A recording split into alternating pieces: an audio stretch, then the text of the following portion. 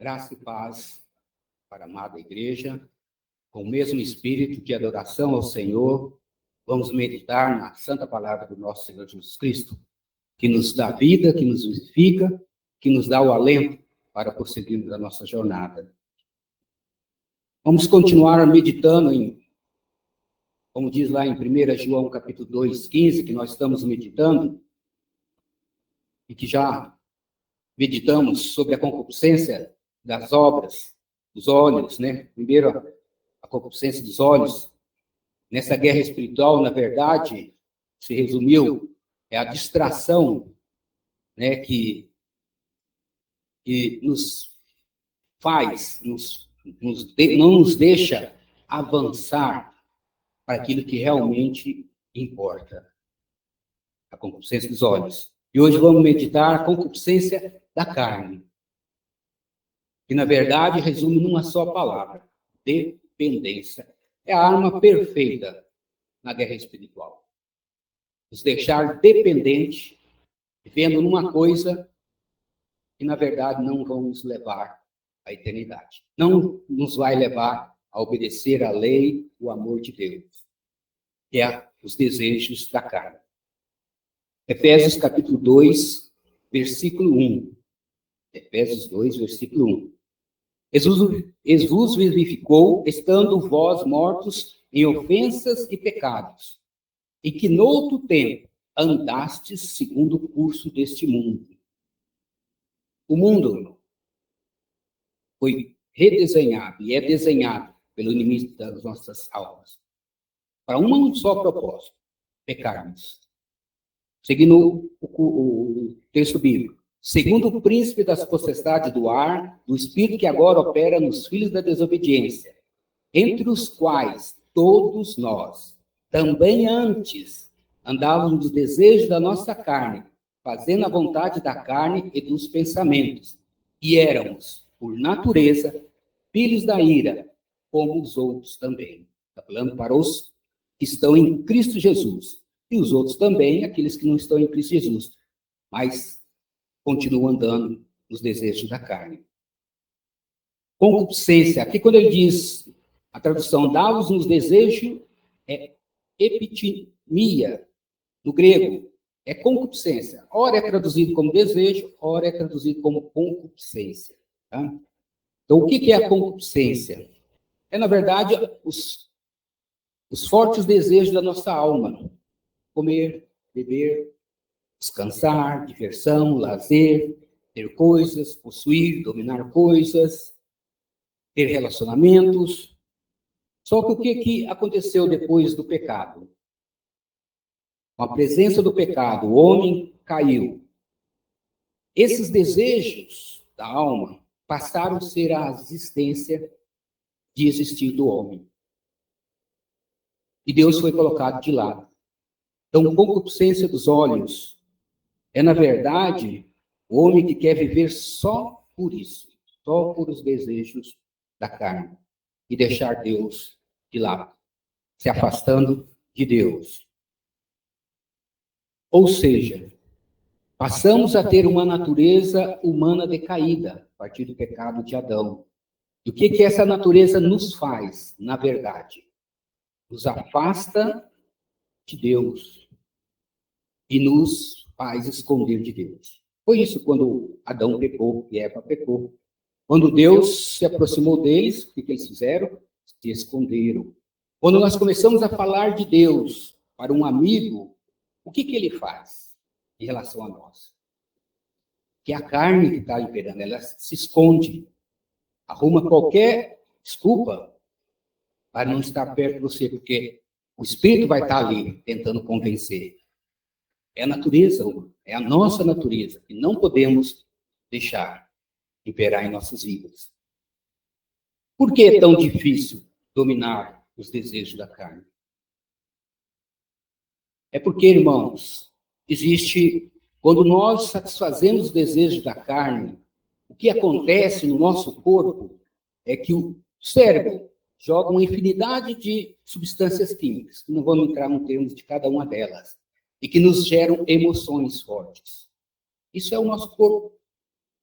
E com a natureza decaída, essas emoções, o prazer ou o desprazer, que acaba essas emoções gerando, nos faz afastar de Deus e nos esconder de Deus. E a gente tem que entender que essas substâncias químicas, a emoção em si, quando o corpo começa a entender que satisfez um desejo, um prazer ou um desprazer, ele sente a necessidade de praticar, de vivenciar aquele prazer novamente. E ele começa a encarar que aquilo é uma necessidade. Todos nós olhamos para os desejos da carne, parecendo, para nós, nos parece que é uma necessidade, e não é. Mas a dependência de todas essas emoções que é derramado sobre nós, o corpo fala isso. E ele busca por mais emoções, mais intensa ainda. Então, concupiscência da carne.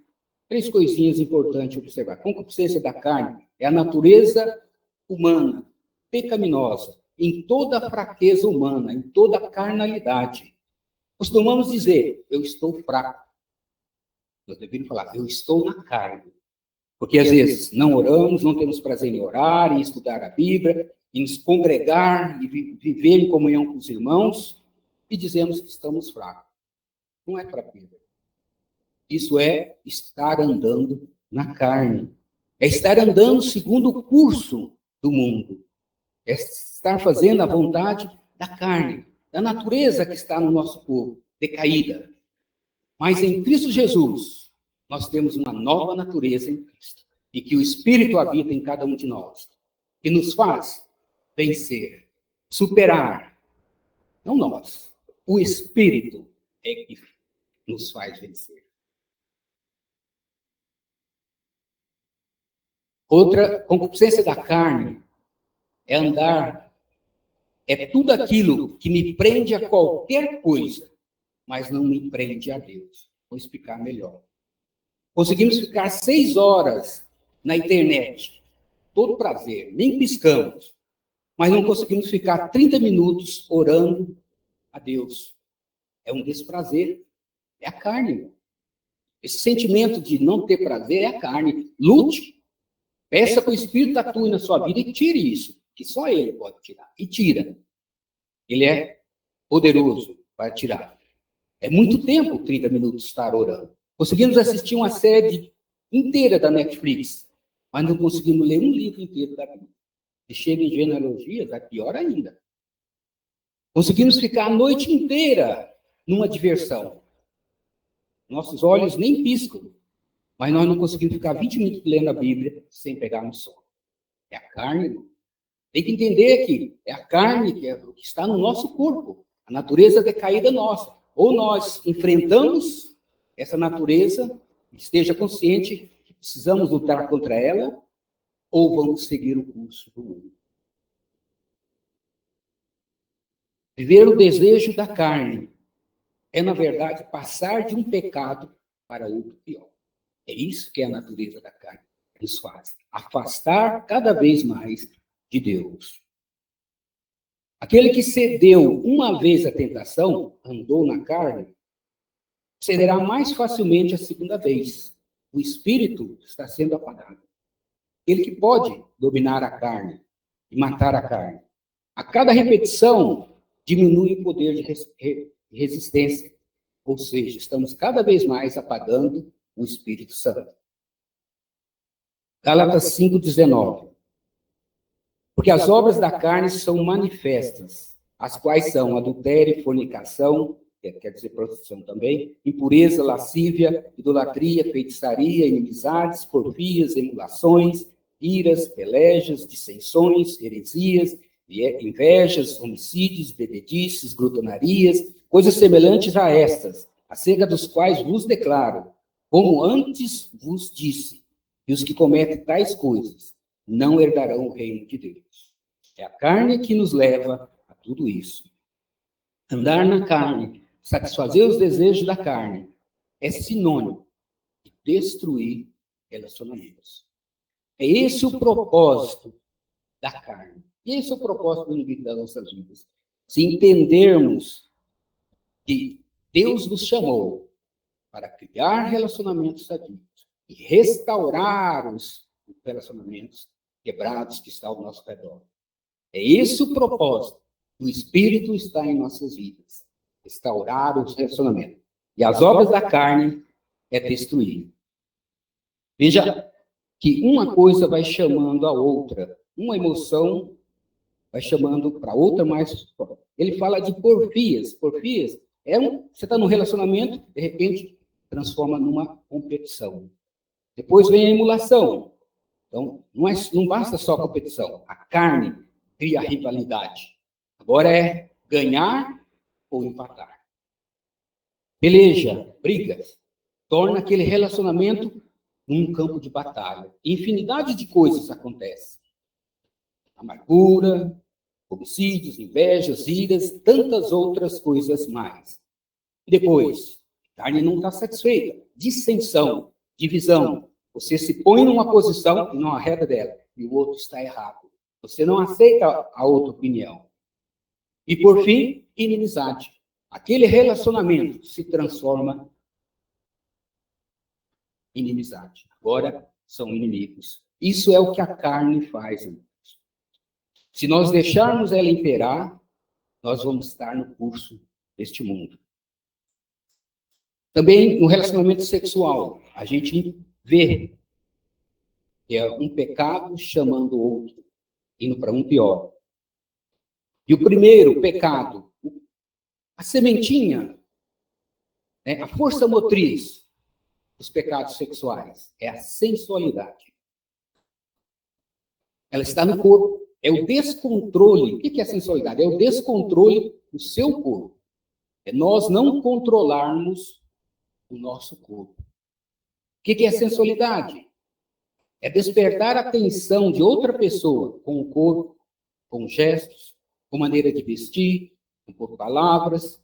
Pode ser até um simples movimento da boca ou qualquer dos olhos, nós podemos transmitir a outra pessoa a sedução. É importante a gente saber, alguém sempre sofrerá, irmão, quando nós estamos no pecado. Sempre vai ter uma vítima pelo pecado nosso não controlado. Alguém que vai estar sofrendo, sendo subjugado, ou vivendo uma vida de dependência por conta, às vezes, muitas vezes, da sensualidade. O mundo hoje é assim, infelizmente. O que a sensualidade, descontrole do corpo faz? O propósito é o abrasamento. É a reação química do nosso corpo, as sensações emocionais e físicas que sentimos em razão da sensualidade. Nosso corpo se desperta. E o abrasamento também é um descontrole. Qual planta se arranca mais facilmente? Quando ela não tem raízes. Então, são os dois mais fáceis, que está ainda no descontrole do nosso corpo, a sensualidade e o abrasamento. Paulo diz aos jovens que é melhor casar do que viverem abrasados. É sensualidade de um, abrasamento do outro. Sensualidade e abrasamento do outro. E vive naquilo ali. É melhor casar, porque isso não é bom. A carne vai levar você a progredir aí mais longe. E por terceiro, depois que vem o descontrole do corpo, é a lascívia. É o descontrole na mente. A mente agora passou a ser um campo de batalha. Os pensamentos impuros, não temos mais domínio sobre eles. E eles vão, na verdade, formando os nossos desejos, moldando o pecado. E vamos cada vez mais afundando. É o que a gente vê aí, principalmente nas redes sociais. Pornografia é algo que eu sofri o mal de pornografia. E foi uma das razões da destruição do meu casamento. O que é que faz você deixar a carne imperar, dominado por ela? É destruição e relacionamentos. Eu até tive a oportunidade de, com Walter Lapa, diante do problema que aceitei e vi que era um problema. A partir do momento que o Espírito nos fala que é um problema, Deus nos ajuda. Deus opera no meio. Mas enquanto nós não aceitarmos isso, que é um problema e que está nos afastando de Deus, vamos continuar no curso do mundo. E, por fim, o último grau, que as Escrituras normalmente traduzem como devassidão, depravação, é luxúria. É o descontrole agora, já não é mais na mente e no corpo, é no comportamento. As percepções morais já estão embotadas. Ela já não consegue discernir o que é certo, o que é errado. A moralidade já é deixada de lado. Não tem o sentimento de vergonha mais em público. A gente vê os grandes jogadores aí, uma vida de luxúria. Normalmente está vinculada a poder, dinheiro, que sustenta, acha que pode fazer o que quer. Como a gente vê muitos jogadores aí que estão presos por causa disso tudo. Então, irmãos, o pecado se expressa pelo desejo da carne, que vai moldando, vai tomando outras formas. Gênesis capítulo 4, verso 7. Se procederes bem, não é certo que serás aceito? Se todavia procederes mal, eis que o pecado jaz à porta. O seu desejo será contra ti, mas a ti cumpre dominá-lo. Só há 3 formas de haver o domínio sobre o nosso desejo. Primeiro é suportar o sofrimento emocional. Quando nós negamos as nossas emoções, nosso corpo, naturalmente, joga uma infinidade de substâncias e nos dá sentimento de dor por não estar nos inclinando para a carne. Mas você tem que aprender a sofrer esse sentimento que a carne também faz. É dor por não estar satisfazendo aquele pecado. Mas tem consequências eternas para a nossa vida espiritual. Então, se nós não vencermos o aspecto emocional, nós não vamos passar para o segundo, que é o aspecto intelectual, que é a renúncia. Só após suportar esses sofrimentos é que nós teremos condições de renunciar conscientemente àquela prática do ato. Onde, pela consciência, pela razão, afastamos de ambientes, distanciamos daquilo que vai nos levar àquilo, isso já é o nosso intelecto. Mas deveríamos ter vencido no aspecto emocional, as nossas emoções. E, por fim, o sentimento de perda da carne, que é o sentido espiritual. A carne que deseja o pecado, ela vai ter o sentimento que perdeu e que aquele desejo não foi satisfeito. É o aspecto espiritual. Não foi satisfeito, mas o espírito foi satisfeito. Deixamos-nos guiar pelo Espírito de Deus. E a carne vai ter o sentimento de perda. Em Lucas 9, 12, para a gente entender esse sentimento de perda, né?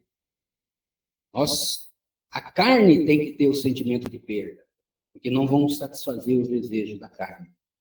Mas vamos ganhar outra coisa, é a vida eterna. Jesus, Lucas 9, 23, dizia a todos: se alguém quer vir após mim, a si mesmo se negue. Aspecto emocional, negar as suas emoções. A carne, dia a dia, tome a sua cruz. O aspecto intelectual, a renúncia, e siga-me. O Espírito nos conduzindo para estarmos em comunhão com Deus, estar aos pés de Cristo. Depois ele faz aqueles trocadilhos, né? Pois quem quiser salvar a sua vida, de carnalidade, perderá. Quem perder a sua vida por minha causa, não desfrutar da carnalidade, esse a salvará.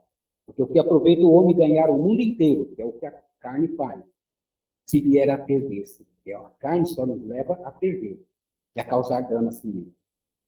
Gálatas 5,16. Digo, porém, andai no Espírito, e jamais satisfareis a concupiscência da carne. Aqui é uma dupla negação do grego. Eles não colocaram aqui a tradução literal.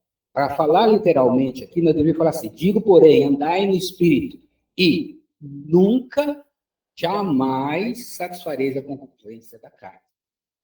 Atenção nesse texto, irmão. Paulo não está dizendo duas coisas: o homem andar no Espírito e o homem não satisfazer o desejo da carne. Porque não dá para atender os dois pela natureza humana. Ou é um, ou é outro. Um anula o outro.